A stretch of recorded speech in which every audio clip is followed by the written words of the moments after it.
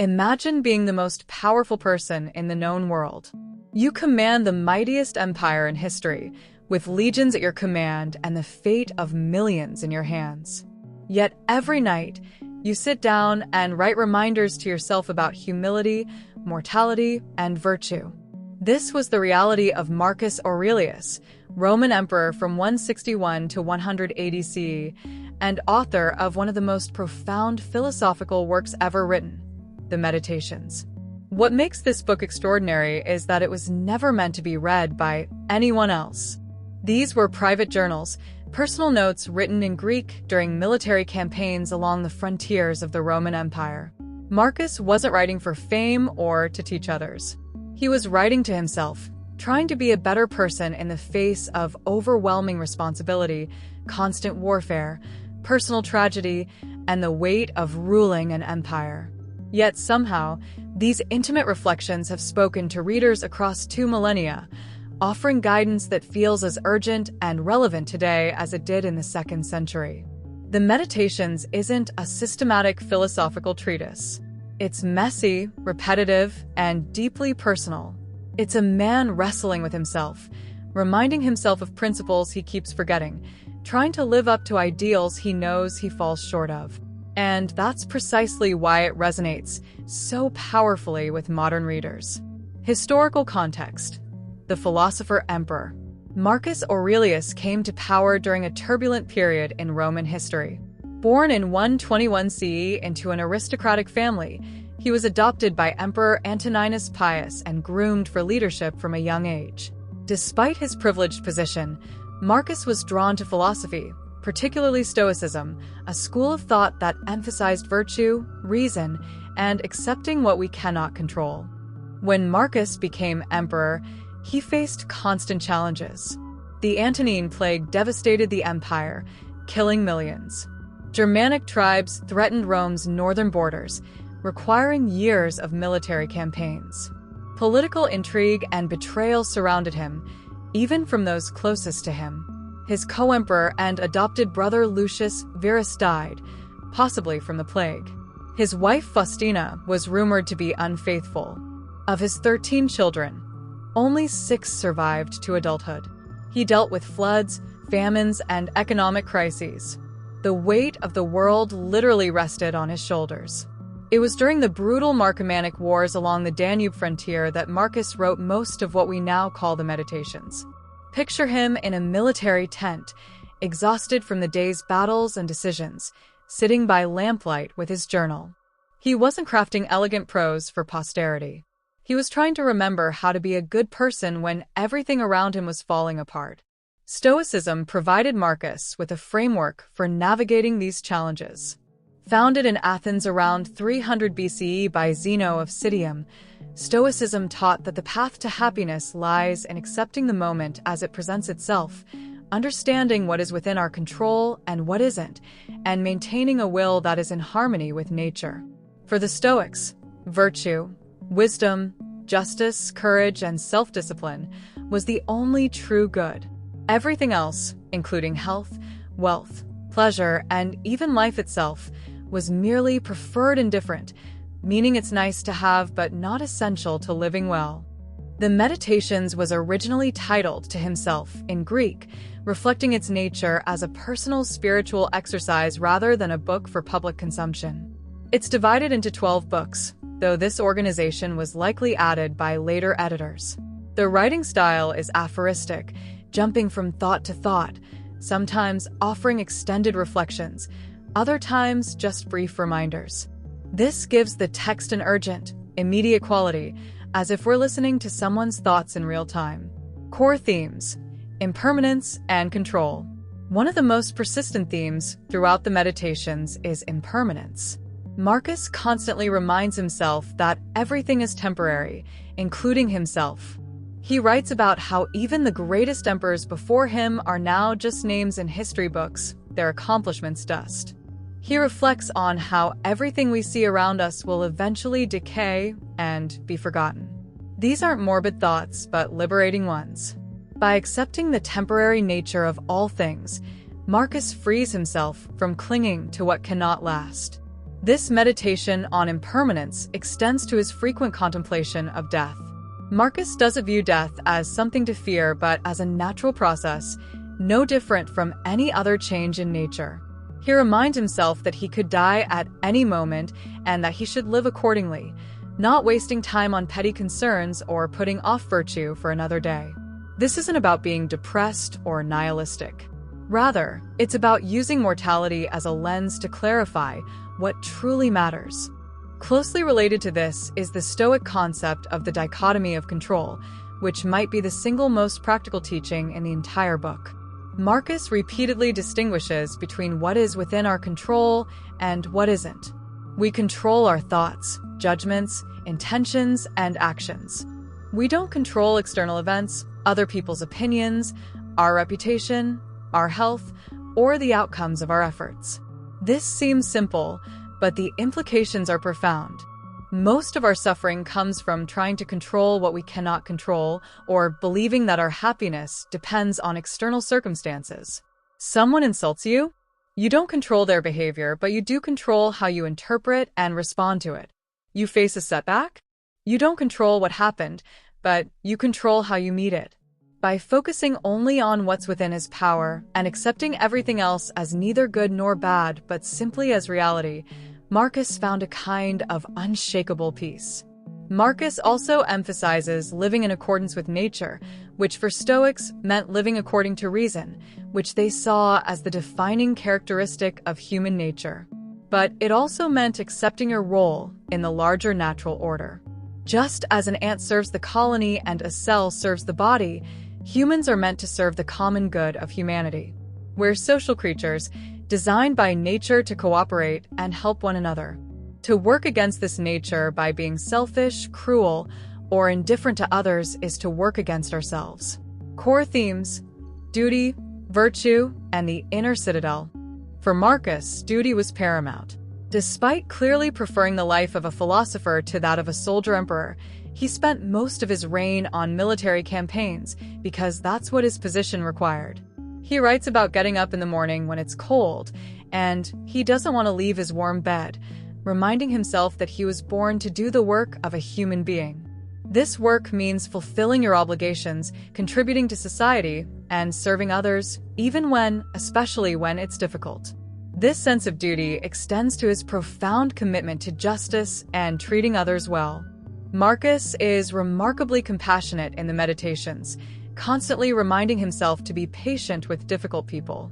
He writes about how we're all branches of the same tree, all connected, all capable of reasoning if we're taught correctly. When someone wrongs him, he tries to understand why they did it. Were they ignorant? Were they acting on a mistaken view of what's good? Instead of anger, he cultivates sympathy. One of his most famous concepts is the inner citadel, the idea that within each person is an impregnable fortress that nothing external can touch. Your mind, properly trained, becomes a refuge that no circumstance can breach. Pain might affect your body, but it cannot harm your character unless you let it. Insults might be spoken, but they cannot diminish your worth unless you accept their judgment. Loss and tragedy might occur, but they cannot destroy your capacity for virtue. This inner citadel is built through constant practice of Stoic principles. Marcus also writes extensively about virtue as the only true good. For him, living well meant developing wisdom to see things clearly, justice to treat others fairly, courage to face difficulties, and self-discipline to control impulses. Everything else that people chase, money, fame, pleasure, power, is at best neutral and often a distraction from what matters. You could lose everything external and still be happy if you maintained your virtue. Conversely, you could have everything the world offers and be miserable if you lacked virtue. Throughout the text, Marcus wrestles with anger, pride, and other destructive emotions. He doesn't claim to have mastered these completely. Instead, he's constantly redirecting himself, catching himself when he starts to feel superior or irritated, reminding himself of his principles. This makes the Meditations incredibly relatable. We're not reading the serene pronouncements of an enlightened sage, but the honest struggles of someone trying, failing, and trying again to live well. He writes about the people who will annoy him when he wakes up each day, preparing himself mentally to respond with patience rather than anger. He reminds himself that he too makes mistakes and that others should be equally patient with him. He notes that all the people he encounters, no matter how frustrating, are his family in the larger sense, fellow rational beings worthy of respect. This is a naive optimism, but a deliberate choice to see people charitably. Practical wisdom for modern life. The beauty of the Meditations is how directly its wisdom applies to contemporary life. We might not be Roman emperors facing barbarian invasions, but we face our own battles. Workplace stress, relationship conflicts, health problems, financial anxieties, information overload, social media comparison, and the general anxiety of modern existence. Consider the Stoic approach to challenges. When something difficult happens, instead of immediately reacting with "this is terrible," try Marcus's approach. "This thing has happened. It's neither good nor bad in itself, but my judgment about it creates my experience. How can I respond to this virtuously?" This simple reframe changes everything. A work project fails, and instead of catastrophizing, you see an opportunity to practice resilience. Someone criticizes you, and instead of becoming defensive, you see a chance to practice humility and self-examination. The dichotomy of control is especially valuable in our hyper-connected age. We waste enormous energy worrying about things utterly beyond our control. What people think of us online, political developments, global events, other people's choices. Marcus would tell us to focus that energy where it matters, on our own thoughts, choices, and actions. You can't control whether you get the job, but you can control how well you prepare and how you respond if you don't get it. You can't control whether someone likes you, but you can control being genuinely kind and authentic. Marcus's emphasis on morning preparation is remarkably relevant. Before checking your phone or diving into the day's chaos, take a few minutes to remember your principles. What kind of person do you want to be today? What virtues do you want to embody? What challenges might you face, and how will you meet them? This simple practice can transform your day from reactive chaos to purposeful action. The concept of the inner citadel offers particular solace in uncertain times. External circumstances will always be unstable.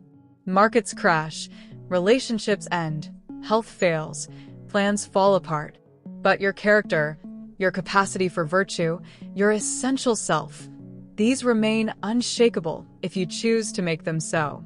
No one can force you to abandon your principles unless you consent. This isn't about denying reality or pretending difficulties don't matter. It's about recognizing that your fundamental well-being doesn't depend on things outside your control. There's also wisdom in Marcus's view of obstacles as opportunities. Instead of seeing difficulties as impediments to life, he saw them as the material life gives us to work with.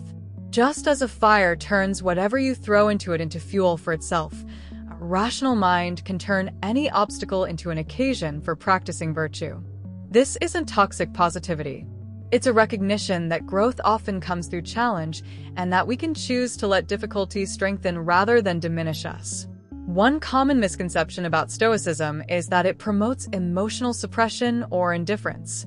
Reading Marcus carefully dispels this. He's not trying to become emotionless, but to have emotions rooted in correct judgments. He feels compassion, loves his family, grieves his losses. What he works to eliminate are destructive emotions based on false beliefs, like anger rooted in the illusion that things should be different than they are, or anxiety based on imagining terrible futures that may never occur. Legacy and continuing relevance. The Meditations remained relatively unknown for centuries after Marcus's death. It wasn't widely circulated or translated into Latin until much later. The text we have today comes from a single manuscript tradition. Yet once it became more widely available, it influenced countless thinkers and leaders throughout history. Closing reflections. What makes the Meditations ultimately so powerful is its authenticity. We're not reading polished philosophy, but raw, honest self-examination. Marcus doesn't present himself as having all the answers. He's figuring things out, reminding himself of truths he keeps forgetting, struggling to live up to his own ideals. This vulnerability makes the text trustworthy. If the most powerful person in the world needed to constantly remind himself of these principles, clearly this work is never finished for anyone.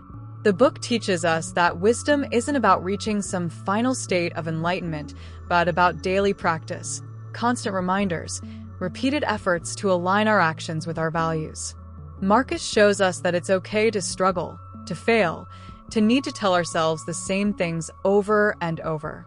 What matters is the sincere effort to live well, to be better today than yesterday, to meet each moment with virtue.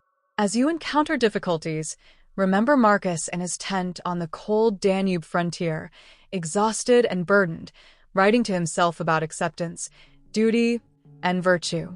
Remember that he faced problems that dwarf most of ours, yet found peace through the same principles available to us. His struggles were different in content, but identical in essence to our own. How to maintain goodness in a difficult world, how to find meaning in hardship, how to be fully human. The Meditations ultimately offers not a promise of easy happiness, but something more valuable, a path to resilient well-being based on virtue, wisdom, and acceptance. It teaches us that we don't need perfect circumstances to live well, that external success and internal peace are separate things, and that the best life comes not from getting everything we want, but from wanting what we have while striving to be good.